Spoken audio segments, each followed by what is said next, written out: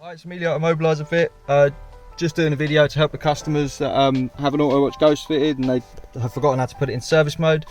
So how you do it is ignition on, disarm the system and get your double flash. On this we've done 1, 2, 3, 4.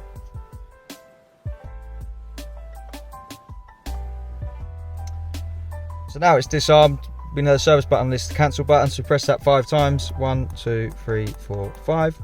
You get 5 flashes.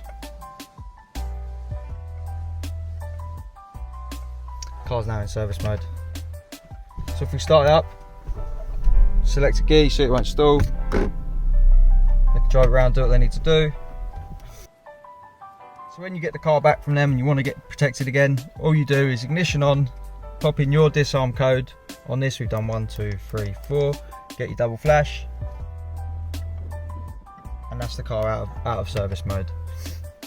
If you want to make sure that it's out of service mode, the easiest way to do that is give it about 10 seconds, start it up, select your gear, and see it stalls. So the car's protected.